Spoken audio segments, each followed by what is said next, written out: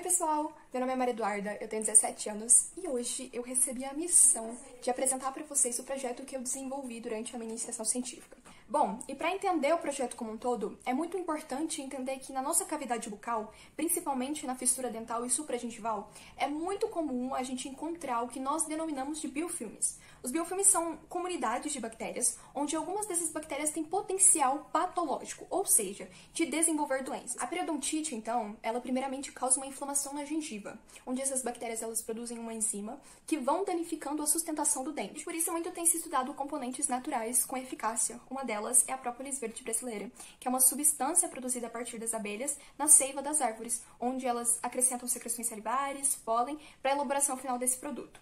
Então, a gente acaba de compreender dois pontos importantíssimos do projeto.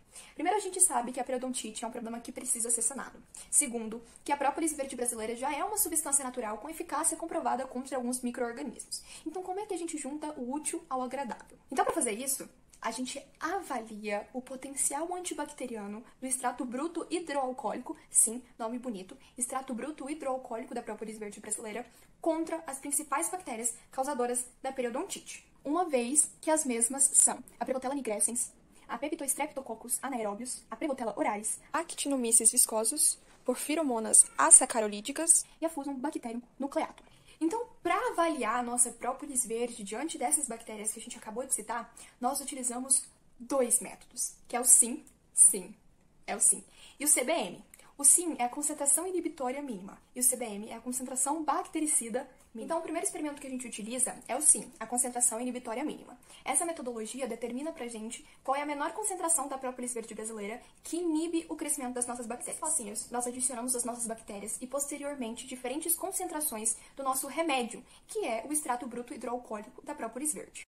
Mas para conseguir analisar esses resultados a olho nu, nós temos que acrescentar uma poção mágica, que de mágica não tem nada, é pura ciência, conhecida como resazurina. A resazurina é um óxido redutor, onde na presença de micro-organismos vivos, a gente consegue analisar uma discrepância de cor, para saber se houve ou não o crescimento de bactérias. Nesse momento, nós já temos meio caminho andado. A gente acabou de descobrir qual é a menor concentração que inibe o crescimento, mas a gente não sabe se matou completamente as nossas bactérias ou se apenas inibiu parte do crescimento dessas bactérias.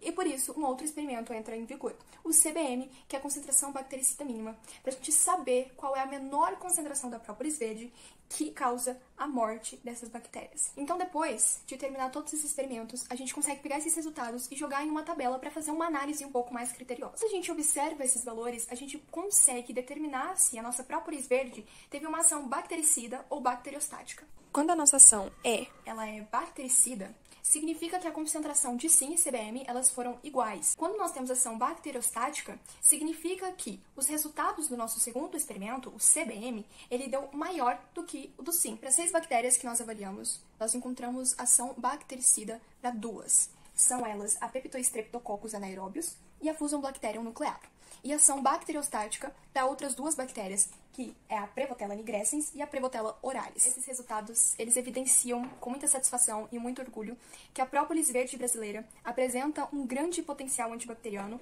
frente às bactérias causadoras da periodontite humana.